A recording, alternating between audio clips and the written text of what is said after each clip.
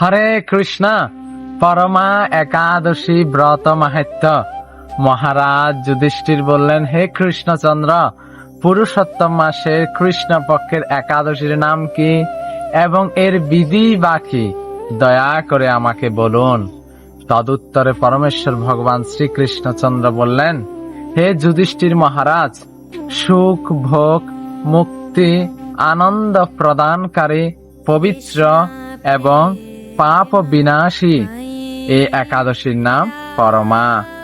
পূর্বে বর্ণিত একাদশীর বিধি অনুসারে এই ব্রত পালন করা কর্তব্য। এখন এই ব্রত বিষয়ে এক মনোরম সুন্দর কাহিনী তোমাকে বলবো। কাম্পিল্য নগরে মুনি ঋষিদের কাছে আমি তা শুনেছিলাম। কাম্পিল্য নগরে সুমেধা নামে এক ব্রাহ্মণ বাস করতেন। তার স্ত্রীর নাম ছিল পবিত্রা। তিনি অত্যন্ত পতিব্রতা ছিলেন, কিন্তু পূর্ব কর্মফলে এই ব্রাহ্মণ ধনহীন হয়ে পড়েন। ভিক্ষা চেয়েও তার কিছুই জুটত না, কিন্তু তার স্ত্রী নিজ পতি সেবা নিষ্ঠা সহকারে করতেন। গৃহে অতিথি সেবার জন্য প্রয়োজনে অনাহারে থাকতেন। স্বামীকে কখনো বলতেন না যে গৃহে অন্ন নেই। পত্নীর শারীরিক দুরাবস্থার কথা চিন্তা করে ব্রাহ্মণ নিজের ভাগ্যকে দোষারোপ করতেন। একদিন পত্নী প্রিয়ংবদাকে বললেন, হে কান্তে, আমি ধনবান মানুষদের কাছেও ভিক্ষা চেয়েও পাই না। বলো এখন আমি কি করব? ধন সংগ্রহের জন্য আমি অন্য কোথাও যেতে চাই, তুমি আমাকে অনুমতি দাও। ব্রাহ্মণ পত্নী তখন তাকে বললেন, হে বিদ্বান, এই জগতে মানুষ তার পূর্ব সঞ্চিত ফল ভোগ করে থাকে। পূর্ব জন্মের কোনো ফল না থাকলে স্বর্ণ পর্বতে গেলেও কিছু পাওয়া যাবে না। হে স্বামী, পূর্ব জন্মে আমি অথবা আপনি কেউ ধন সম্পদ ইত্যাদি কোনো কিছুই সৎপাত্রে দান করেনি। তাই আমাদের ভাগ্যে যা আছে তা এখান থেকে লাভ হবে। আপনাকে ছাড়া আমি এক মুহূর্ত থাকতে পারবো না, কেননা পতিহীনাকে দুর্ভাগা বলে সবাই তখন নিন্দা করবে। অতএব এইখানে যা ধন লাভ হয় তা দিয়ে দিন যাপন করুন। ওই বিচক্ষণ ব্রাহ্মণ পত্নীর কথা শুনে ওই নগরেই রইলেন। একদিন মুনি শ্রেষ্ঠ কৌণ্ডিন্য সেখানে এলেন। তাকে দেখে সুমেধা খুব খুশি হলেন। ব্রাহ্মণ সস্ত্রীক মুনিকে প্রণাম জানালেন, সুন্দর আসন দিয়ে তার পূজা করলেন। ওই দম্পতি আনন্দ সহকারে মুনিকে ভোজন করালেন। এরপর ব্রাহ্মণ পত্নী জিজ্ঞাসা করলেন, হে মুনিবর, কিভাবে দারিদ্রতা নাশ হয়? বিনা দানে কিভাবে ধন বিদ্যা স্ত্রী লাভ হয়?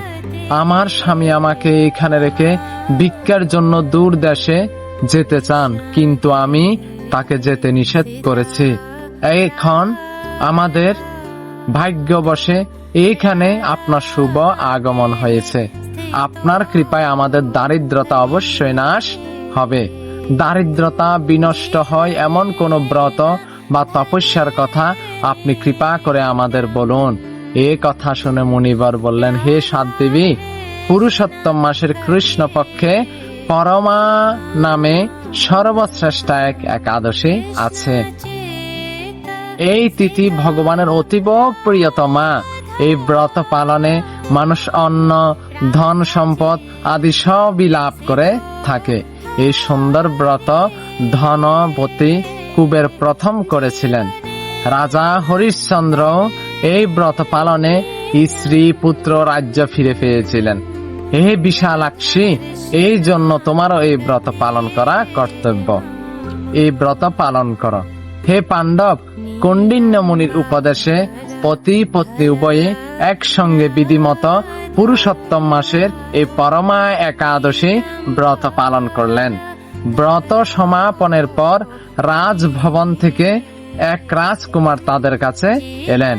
ব্রহ্মার প্রেরণায় তিনি বহু ধন সম্পদ, নতুন গৃহ ও গাভী এই দম্পতিকে দান করলেন। এই দানের ফলে মৃত্যুর পর সেই রাজা বিষ্ণুলোক গমন করলেন। এইভাবে পরমা ব্রতের প্রভাবে ব্রাহ্মণ দম্পতির সকল দুঃখের অবসান হলো। যে মানুষ এই একাদশী ব্রত পালন না করে তিনি 84 লক্ষ জনিতে ভ্রমণ করেও কখনো সুখী হতে পারবেন না। বহু পুণ্যের কর্মের ফলে দুর্লভ মানব জন্ম লাভ হয়। তাই মানব জীবনে একাদশী ব্রত পালন করা অবশ্যই কর্তব্য। এই মাহাত্ম্য শুনে মহারাজ যুধিষ্ঠির তার আত্মীয় বর্গের সঙ্গে এই একাদশী ব্রত পালন করেছিলেন।